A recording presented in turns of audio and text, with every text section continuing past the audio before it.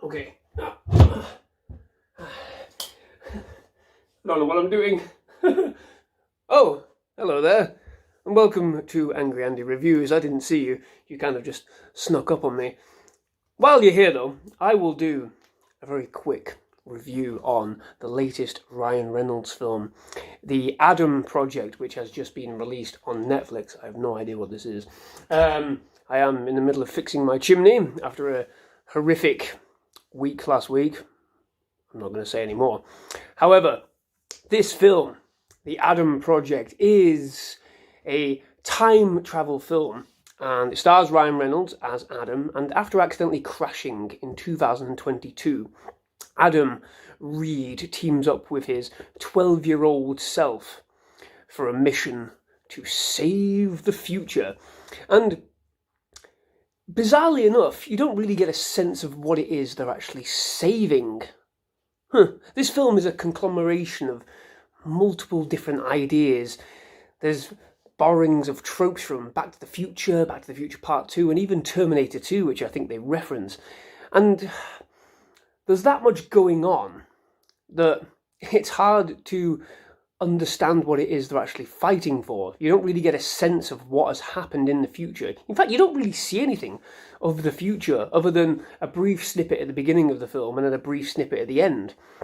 So you don't really get a grand sense of anything beyond Ryan Reynolds and his performance. And to be honest, you have seen this kind of performance from Ryan Reynolds before. That's not a bad thing. What he does is very good. He's very snappy, he's very quick, he's on the edge, at a knife point with his comedy and his humour. It is perfect.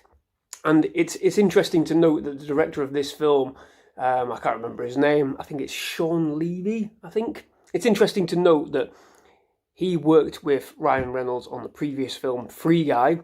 They've done this film together, and now, according to The Hollywood Reporter, which I saw, I think, earlier on, he is going to be helming Deadpool 3 with Ryan Reynolds. So there is a great understanding between the director and Ryan Reynolds in terms of, where they can go with the comedy, what they can do, what action they can do. And to be fair, Ryan Reynolds, as good as he is a comedian, he is just as good in an action setting. He holds this film together right the way through. And then you have additional performances from Mark Ruffalo and Jennifer Garner, which are, as you would expect.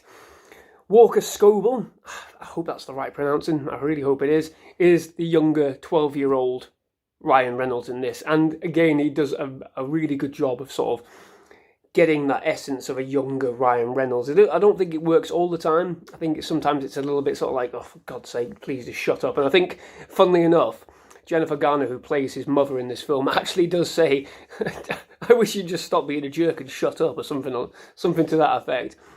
And it fits. You get a sense of Ryan Reynolds as a younger character, and Walker plays him really well. The problem is that a lot of this film is down to exposition that ultimately goes nowhere because you don't see anything.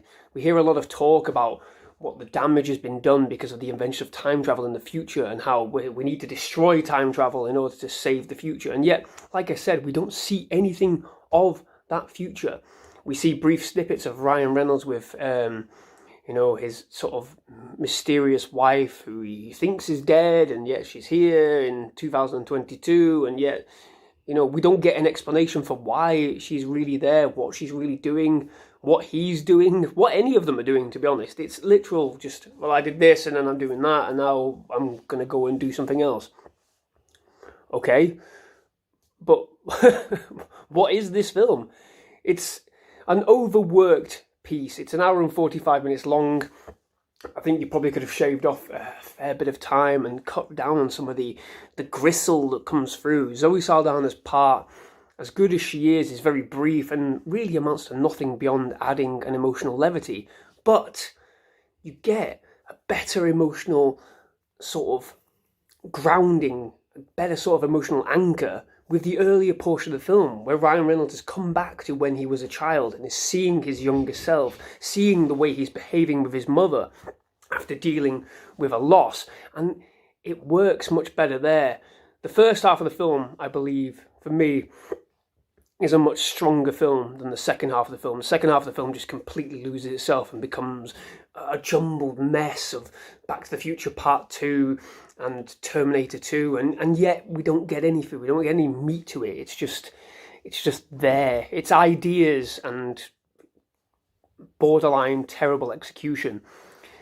I mean, it looks good. It's shot really well. The direction, like I said, is on point. But the writing, as with a lot of these movies, just flitters away and becomes wonderfully bland, bizarrely bland, considering everything that's going on.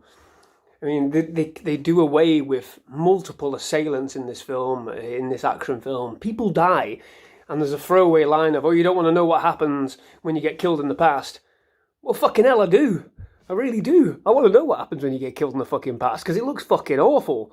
And they just blaze over it and go on to the next thing, which is a bit of a shame.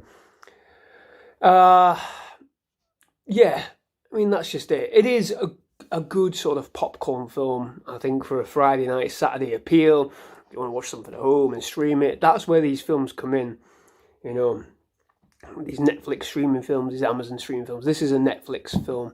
I'm not sure if there's any sort of overriding partnership, but this is the second film we've seen now from Ryan Reynolds in terms of Netflix, after a god-awful film a couple of months ago, which I'm not going to talk about. But Ryan Reynolds holds this film together. He really does hold it together, and if you're a fan of Ryan Reynolds, you will find something of enjoyment in it. The difficulty is, if you're not a Ryan Reynolds fan, there's nothing for you here, I don't think. And ultimately, for me, it's a movie that's built and centred and riffs off other much, much better films.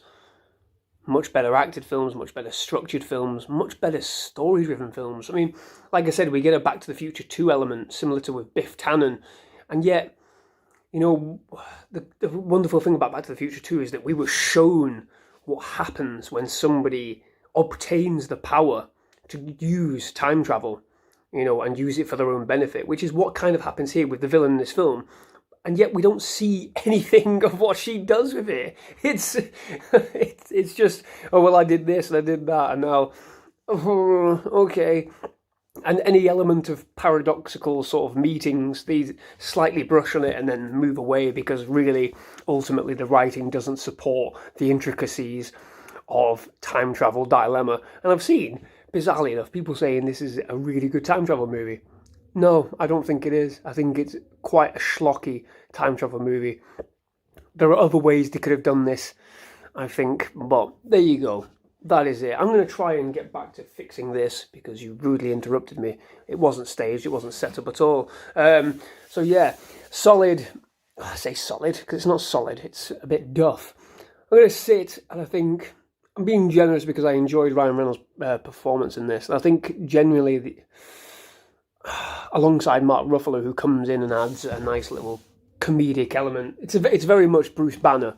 He's very much playing Bruce Banner in this, and I wonder if that's sort of like a little sort of when Deadpool and the Hulk get together, we'll see more of this banter going forward, similar to Thor and Bruce Banner.